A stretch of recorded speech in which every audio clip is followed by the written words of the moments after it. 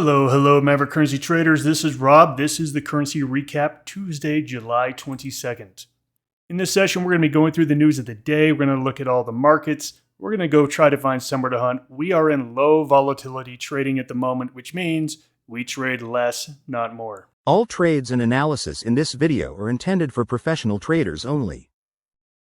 This content does not constitute financial advice and is for educational purposes. This video is being released after a short delay due to Compliance Department review. Maverick members receive this content immediately as part of their daily trading resources. If you're ready to level up, consider joining Maverick Currencies. Our traders trade firm capital and keep 70 to 80% of profits. You bring the skill, we provide the backing. Let's get into today's market recap and see how the pros are trading the currency markets. All right, let's take a look at the market here. We had a low overall volatility. And we're going to take a look at all the charts, all the numbers, but you will see that not much moved today. Really, the best mover today was gold. That was the best mover of the day, but everything else, very compressed volatility. We did get some news about the coming tariff deadlines, and China has a August 12th deadline, and Besant said that we're likely to extend that date. So the big ones we're waiting for right now are Europe, Canada, and China. And China just got kicked down the road, so we'll see what is likely to happen. Powell did speak today, but said nothing of note. So here was the day. Take a look at this day. This is not a great day for trading. Look at all the stuff that was just in the middle. Just absolutely in the middle. The only big move was dollar. Now, we've talked about we like dollar-yen trading. We like it on the long side and the short side. We liked it on the long side more, but this week it's been all about being on the short side. Dollar-Swiss franc was the best trading pair, and I think dollar-Swiss franc, you can make a case for this to also be a decent trading pair. But you can see nothing else is working in Forex. If you are trying to actively trade Aussie, Kiwi, CAD, you are hitting your head against the wall because nothing is going on. And just with little intraday volatility, you're going to get stopped out. It's just a mess. Stay away from them until they start to move. Now here are all the other numbers. You can see equities virtually went nowhere. Crypto up 0.5%. That is virtually nowhere. Gold was the only thing really moving today, and that happened overnight. So as you can see here, I'm trying to just show that we're in a period where there's not a lot of movement. And when that happens, we have to pull back. I give analogies of surfers. I give analogy of hunters, all to understand that things come and go. There's ebbs and flows in this business. And if you're pounding away and clicking the button every single day, every single time, in the ebbs, you're going to give your money back. You're going to give the gains back that you made when you were getting the flow. If you can learn how to chill out and sit back when the markets are ebbing and then pour it on when the markets are flowing, you're going to have much better results. And frankly, if there's one thing that I would say that causes new traders to fail, it's that concept right there. They know how to trade. They know how to enter a position. They know how to do risk management and everything. What they can't do is they're always trading, and they're trading during times where they have very little chance of success. That is bringing their overall success rate down, and it becomes a big struggle. Really learn how to ebb and flow with markets. So here we are. We're at a +3. Take a look at this S&P chart. Take a look at the big candles we were getting back here. And guess what? There were big moves in Forex. There was big moves everywhere.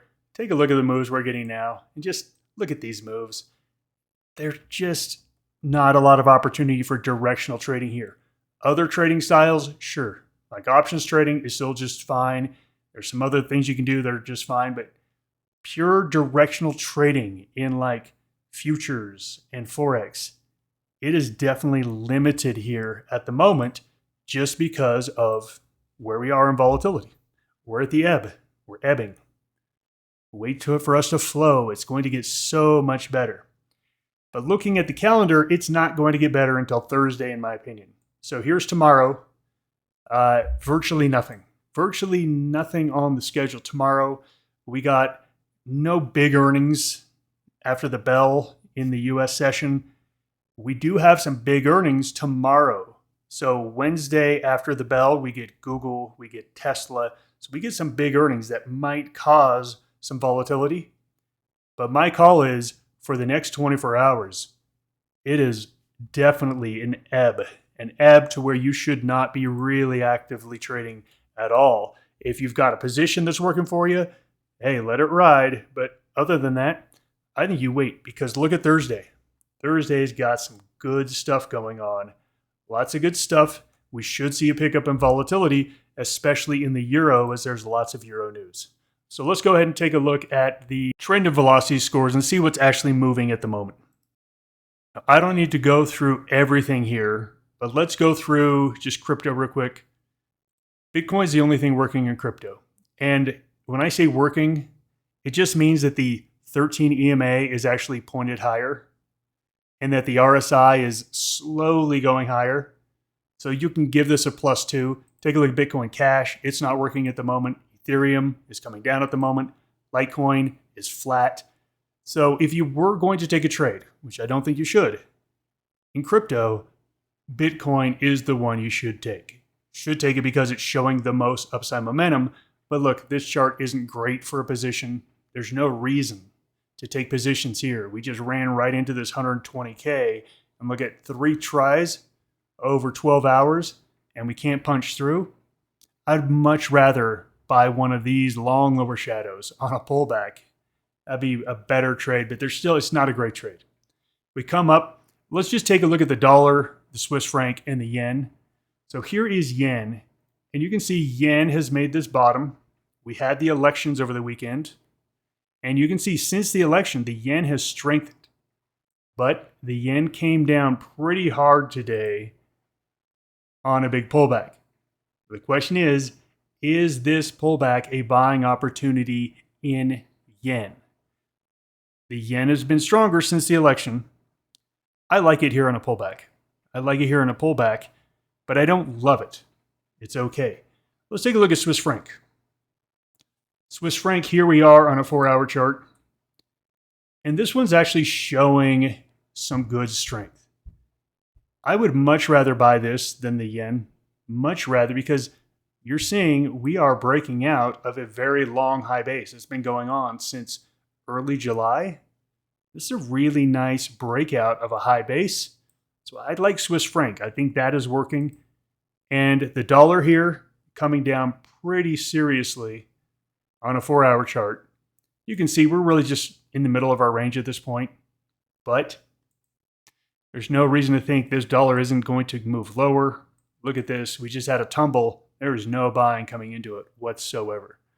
So if I go through all the others, you're going to see they're just flat. There's nothing to talk about.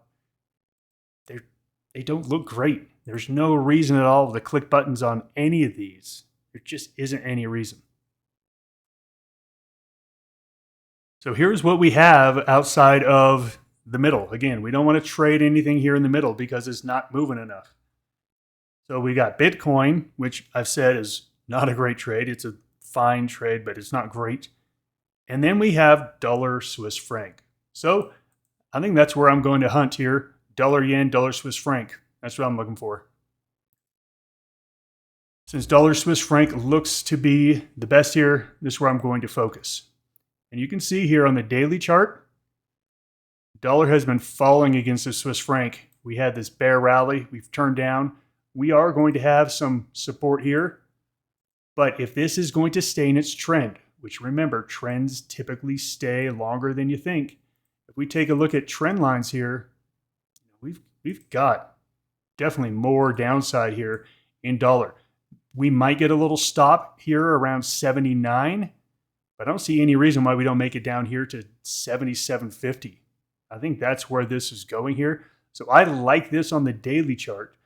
The only question is, where is the entry point? Where's that great entry point where we don't have to sit and wait, or We don't want to get short here because we might get a bounce all the way back up to 79.60.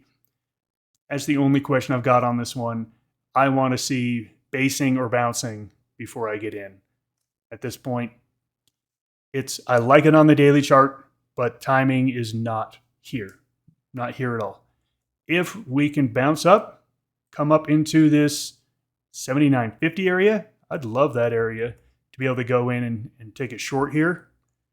Or if we just simply base, after we base and then we break down at 79.20, I think that would be an entry as well. But this is really the only thing I'm looking at whatsoever in the next 24 hours. John Denver wrote a song that said, "Some days are diamonds, some days are stones." And what I'm telling you is I think this is a stone kind of day. And I think for the next 24 hours, we're likely to see really tight trading that's not really great for directional trading. I do like dollar yen. I still like dollar Swiss franc. But remember, I like these as trading vehicles, meaning that I think these are going to be the pairs that are the most negatively correlated. I'm not saying anything about charts. I'm not saying anything about anything else than that. But just, it seems like these are the things that actually are giving you some movement to be able to go in and capture some pips. Other than that, crypto is ebbing. Equities are ebbing. Everything is just ebbing. We got to wait for the flow. So be selective. I think if you just wait until Thursday or even Wednesday after the stock market closes and we get Google and Tesla's earnings, I think we're going to start to see more activity. So just wait for those moments and I think you'll be happy. Thanks for joining me. Goodbye, everyone.